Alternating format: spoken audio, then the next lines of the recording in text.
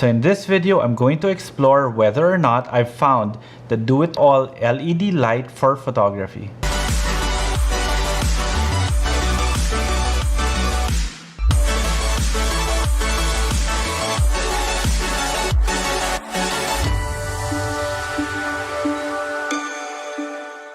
So hi everyone, this is Jiggie, a portrait and wedding photographer from the Philippines, and welcome to the channel. So before we begin, I actually just want to invite you guys to subscribe to the channel, because if you haven't, then you won't get a chance to win the giveaway for this month, which is a MagMod starter kit. So I will be drawing the winner on Feb 15, 2021, and all the details on how to enter, or the mechanics on how to enter, will be in the description below. So before we begin talking about the light that I was referring to in the intro, it's important for us to actually understand what LED lights are doing to photography right now. Now, I'm pretty sure you've seen some videos saying that LED lights may not be good for photography because of a number of factors. And if you guys are familiar with my channel, you know that I love using flash photography.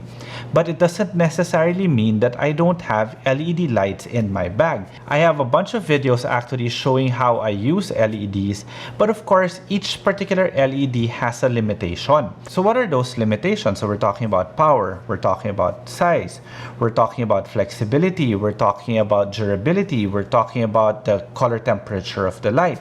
Well, there's so many factors that go into a proper LED. That's why until now, I don't think I've found one that I truly like. Actually, I did for a time. I really found this LED that was perfect for all my needs except for one essential aspect. They never lasted. In other words, I ordered this light from somewhere in the one of those European countries, and they cost like an arm and a leg, like $300 to $400, I think, and it would only last me a month. And I'll show you some of the pictures that I actually took with this light. So take this image for example. I had a flash behind them, but this was a pitch black image that basically I artificially lit with continuous light. And that is the beautiful thing about a continuous focusing light. In other words, I am able to focus that beam of light only on my subjects and just make them pop from the frame. I'll give you another example. This was shot in Grand Central Station in New York. So if you guys are familiar with Grand Central Station, you know that it's such a busy place to be in. So we have to be fast and we have to be portable. That's why I love these continuous lights, because we're able to do that. All you have to do is focus the light, adjust your power, and you're good to go. And by adjusting power, you could visually see how it already looks like. So it makes it really fast and efficient. So here's another example of a photograph that I shot at the Brooklyn Bridge. The nice thing about LED lights is that you're capable of adjusting the color temperature to match that of existing ambient light. In other words, you can make your light look unseen, as if it looked like it was part of the natural scene. So as you can see, I really do enjoy shooting with LED too, especially with the fact that it's so portable, it's so easy to use, and you just need to know the limitations. More often than not, the limitations of these LED lights is really power. But with the technology of these Sony cameras, the ones that I'm using, high ISO is a thing of the past, or really bad high ISO is a thing of the past, which practically opened up night photography for me, or bringing in ambient light.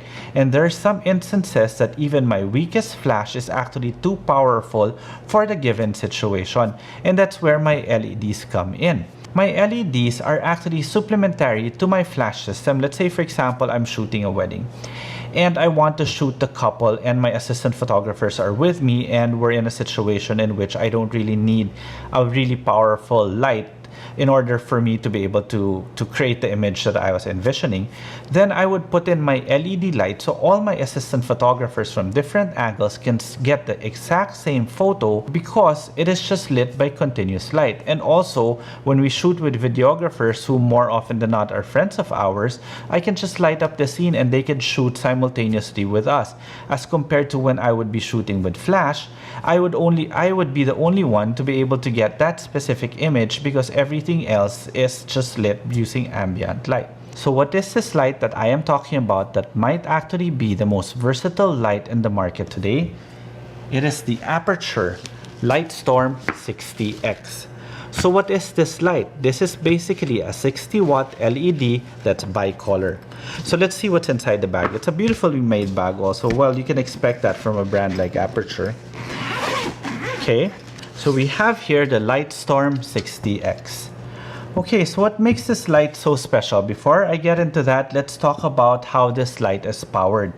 Now, it is powered normally using this one. This was a power outlet. It's just an adapter that you connect here. Here you go, you connect it here. And then you plug it into a standard AC outlet. So this is your standard setup. But what Aputure did is they included even this one. This is a cable that you connect here that has an attachment for a V-mount battery, like this. So this becomes another power option. But if you don't want to use the V-mount batteries or you find it too expensive, you have the universal NPF Sony battery, and the plate comes with the package already. Now, the nice thing about what Aputure did is that here in the side, as you can see, it's got a V-mount female plate. So this one will just directly attach to this one. So it's an NPF battery that can attach to this. Or this particular power brick can attach to this one also, so you don't have anything dangling. And of course, you've got your V-mount battery that just attaches here. Attaches here straight. So that's something that they actually did that just makes so much sense, putting in this V-mount plate here, because it removes all the dangling cords or having to put the power on your floor, which hinders mobility. Now, what else is inside the bag? We have barn doors that can directly attach to the front of the light, like so, which now allows you to control the spill of your light. In other words, well, it's a nice accessory to always have for light manipulation. But the beautiful thing about this Aputure light is that it comes in with even this one. This is a Bowens mount adapter. In other words, this one will allow you to actually use one of the most universal mounts of most modifiers, which is the Bowens mount, with this particular light. So now the sky's the limit when it comes to light modification for this light.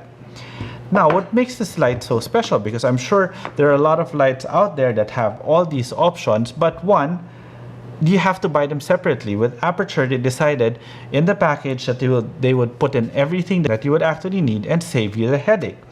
But what's so special about this light is what's in here. One, this is weatherproof. Imagine that. This is weatherproof and continuous LED light source that is weatherproof. It's not waterproof, so you can't use it underwater.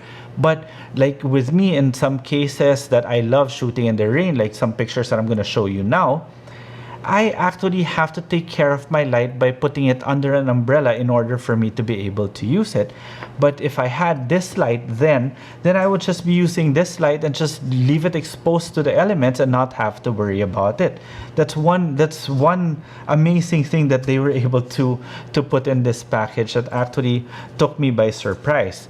Secondly, is that this particular light, as with all Aputure products, can be controlled using your mobile phone. So there's an app that you download and you can control the power output, and at the same time you can even control the temperature of the light. But one thing that really excited me with this light is basically what I talked about earlier in the video, the ability to be able to focus the beam of light on the go. In other words, I don't have to worry about attachments that I might leave at home. It is already built in through this one.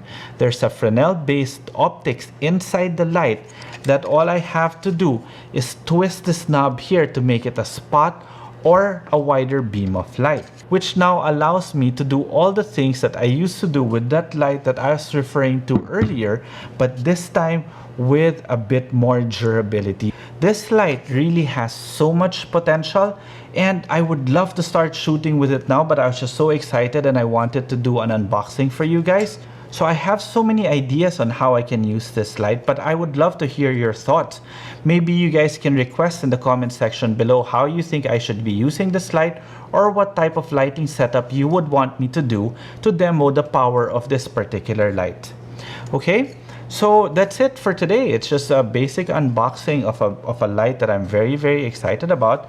And again, don't forget to subscribe to the channel so that you get a chance to win the giveaway for this month, which is a MagMod starter kit, while the rest of the mechanics are in the description below. So if you want to see some of my images also, you could follow me on Instagram. It's at Jiggie Alejandrino. Okay, so till the next video,